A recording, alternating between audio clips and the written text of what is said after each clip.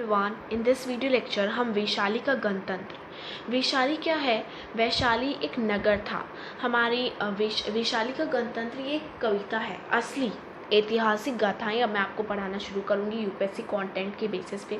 Okay, तो वैशाली का गणतंत्र हमारी पहली कथा है और ये बिल्कुल सच्ची कहानियाँ जो हैं जो मैं आपको पढ़ाऊंगी। सो लेट्स सी वैशाली का गणतंत्र। सबसे पहले वैशाली क्या है? वैशाली जो है 2000 साल से भी पहले की बात है। जो वैशाली है वो उत्तर भारत में एक गणतंत्र था। उत्तर भारत में एक राज्य था वैशाली, और ये गणतंत्र था, मतलब ये डेमोक्रेटिक स्टेट था। ये पहला गणतंत्र था। संसार का सबसे पहला डेमोक्रेटिक स्टेट वैशाली था। वैशाली डेमोक्रेटिक स्टेट था, ये कहाँ पे स्थित था? ये गंगा नदी जो है ना उसके तट पर, उसके बैंक पे था। और आजकल ये वैशाली जो है वो मुजफ्फरनगर नहीं है, ये याद रखिएगा, ये मुजफ्फरपुर ज़िले में है।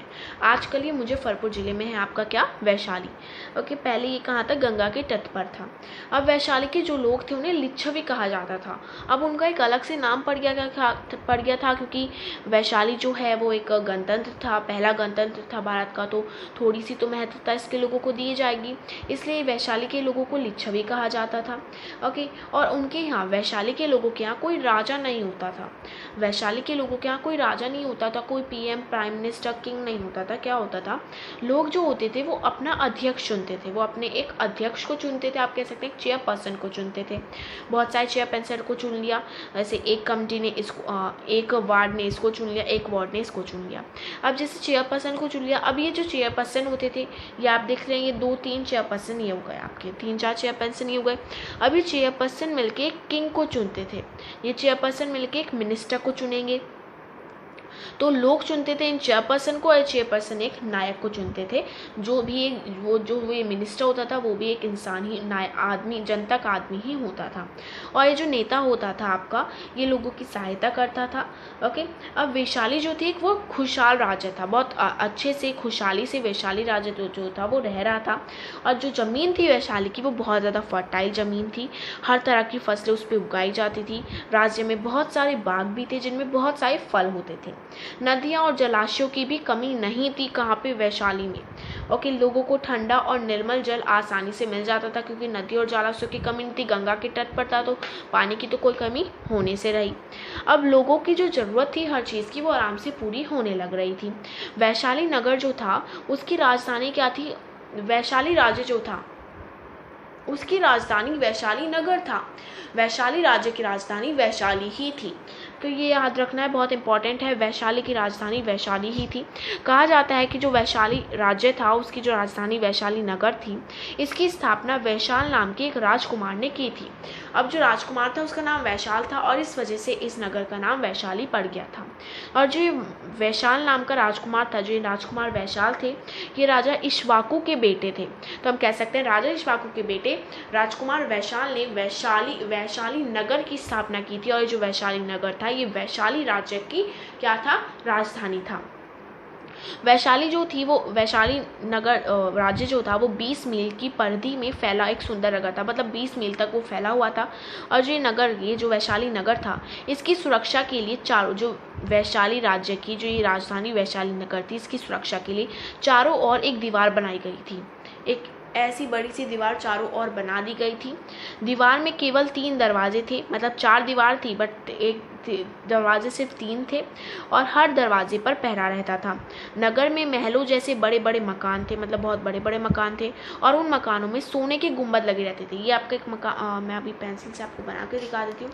ये जो आपका मकान हो गया, लेट यू सपोज ये आपका घर हो गया। अभी जो घर था इसके ऊपर एक इतने बड़े बड़े गुंबद लगे रहते थे। जो ये गुंबद होते थे आपके गोल्ड के होते थे, these are of gold. Okay, ये आपके सोने के होते थे। और कुछ मकानों में तो हमें यहाँ चांदी की मीनारें और तांबे की छत भी मिली है। ये जो छत होती थी ये तांबे की होती थी, ब्रोंज की होती थी, और यहाँ चांदी की मीनारें भी मिली हैं, सिल्वर की कुछ पिलर्स भी मिले हैं कुछ मकानों में ही। अब जो वैशाली के निवासी थे, जो वैशाली के लोग थे, वे बहुत सज्जन थे और बहुत उदार स्वभाव के थे। वे सब दोस्ती से बर्ताव करते थे, उनमें एक आपसी एकता थी, और जो उनका कानून था वो भी बहुत अच्छे से चल रहा था और वे अपने कानून की बहुत अच्छे से पालन करते थे, अपने कानून का। वे बहुत ताकतवर थे, दिलेर थे और एकजुट थे, और किसी भी दूसरे राज्य की उन पर हमला करने की क्या नहीं हो सकती थी, हिम्मत ही नहीं होती थी, क्योंकि उनमें एकता थी। जैसे हम कहते थे यूनिटी इज स्ट्रेंथ। तो जो पड़ोसी देशों के राज्य थे एक खुशहाल गणतंत्र को देखकर जलते थे, और वैशाली को देखकर सब लोग जलते थे कि इतना बढ़िया राज्य चल रहा है, तो सब लोगों को जलन होती थी। और वे सब ताक में रहते थे कि वैशाली की ये एकता हटे और वे इस पर हमला कर दें। वैशाली के लोग बट हर समय सावधान रहते थे। अब अगर कोई खतरा होता तो क्या इन्होंने एक प्लान और बना रखा था कि वैशाली में कई महत्वपूर्ण स्थान थे जहाँ पे युद्ध के नगाड़े रखे गए थे। क्या रखे गए थे? युद्ध के नगाड़े रखे गए थे, ढोल रखे गए थे, और समय समय पर जैसे भी कभी भी युद्ध होने की संभावना होती तो इन्हें बजा दिया जाता और सब लोग एकजुट हो जाते अपने शस्त्र लेके और लड़ाई कर देते। और अब कभी कभी तो जानबूझ के इन्हें बजाया जाता था ये देखने के लिए कि लोग एक साथ हैं, एकजुट हैं या नहीं। लोगों की शर्त एकता देखने के लिए परीक्षा ली जाती थी। गंगा की दूसरी ओर मगध राज्य था। अब हम देख रहे हैं ये आपकी गंगा हो गई, इस तरह आपका हो गया वैशाली, और इस तरफ आपका था मगध। एक तरफ वैशाली था, एक तरफ मगध था। तो जो राज्य था मगध राज्य, ईसा पूर्व 4वीं शताब्दी की बात हो रही है, 4th ईसा पूर्व, 4th ई की। ओके, तो इसमें मगध राज्य का सम्राट इस टाइम अजातशत्रु थे। अजातशत्रु हम जानते हैं बहुत महान राजा था, और इसकी पाटलिपुत्र से नींव रखी थी। पाटलिपुत्र मगध की क्या थी? कैपिटल थी, हम जानते हैं जैसा कि। और जो आजकल ये जो हमारा स्थान है पाटलिपुत्र, ये कहाँ है? ये पटना के नाम से जाना जाता है, पाटलिपुत्र।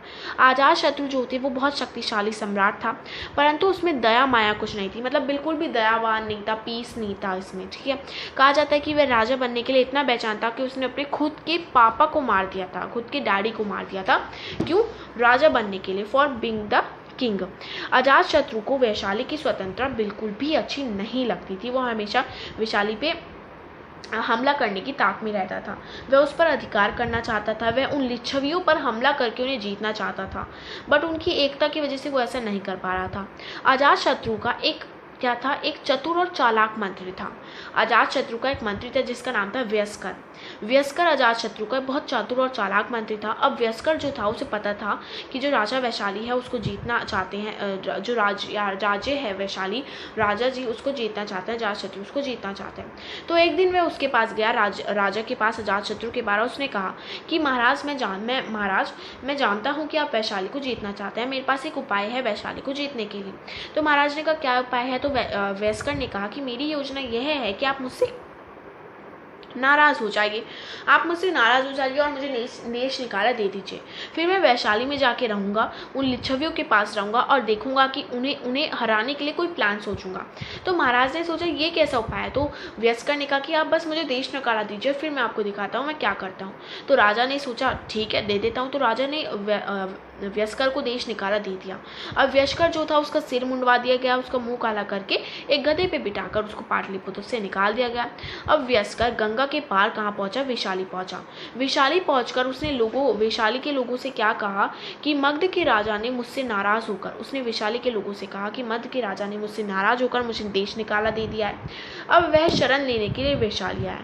तो उसने लोगों के पास जाकर ये कहा, किसने कहा? व्यस्कर ने लोगों के पास जाकर ये कहा। अब वैशाली के लोग जो थे वो सीधे और सरल स्वभाव के थे, उन्होंने व्यस्कर की बात पर विश्वास कर लिया और उसे रहने के लिए घर दे दिया। व्यस्कर की बुद्धि बहुत तेज थी, तो उसने क्या करा? उसने बहुत मेहनत करी और वो धीरे धीरे उन्नति करता गया और वैशाली के लोगों ने उसे मुख्य न्यायाधीश बना दिया। अब व्यस्कर जो था वो वैशाली का बहुत जाना माना नागरिक बन गया था। वह आज़ादी से लोगों के बीच उठता बैठता और उनकी बातें सब सुनता था। अब वैशाली के लोगों का उसने पूरा विश्वास प्राप्त कर लिया था और बहुत संतुष्ट थे वैशाली के लोग। उसकी जो योजना थी उसने पहला चरण कंप्लीट हो गया था कि उसकी योजना का पहला चरण यह था कि वो जाके वैशाली के लोगों का दिल जीतेगा। अब यह उसकी पहली जीत थी। अब वह अपनी योजना का दूसरा चरण पे उतर आया था। अब वह एक आदमी को दूसरे के खिलाफ भड़काना उसने शुरू कर दिया। एक आदमी की बात एक आदमी ने कुछ कहा भी नहीं, मतलब एक आदमी को दूसरे के खिलाफ चुगली करना उसने शुरू कर दिया। चुगली भी नहीं, अपनी मनगढ़ंत कहानियां बताना शुरू कर दिया और ऐसे ऐसे लोगों के बीच में फूट आ गई, लोग एक दूसरे से बट गए। ओके, और इस समय फिर व्यस्कर जो था उसकी दूसरा चरण भी कंप्लीट होने ही वाला था। व्यस्कर खुश था, उसने ये जानने के लिए कि लोग अलग हो गए हैं, उनकी एकता खत्म हो गई है। क्या उसने क्या करा? उसने युद्ध के नगाड़े बजाए और उसने देखा कि जो युद्ध के नगाड़े हैं वो बज रहे हैं और कुछ ही लोग बाहर आए हैं। मतलब लोगों में आपसी फूट हो गई है, कुछ ही लोग बाहर आए हैं। उसने ये देख लिया था, किसने, व्यस्कर ने ये देख लिया था।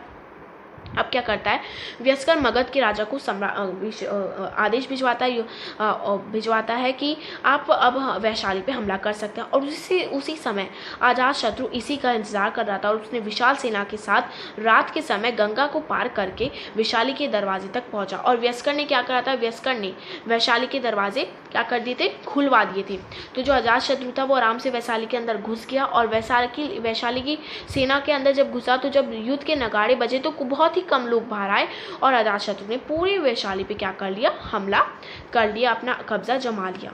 ओके, उसकी सेना उसका स्वागत करने के लिए पहले ही मौजूद थी। व्यस्कर ने उसके स्वागत कर ही रखा था कि अब तो जीत ही जाएंगे राजा।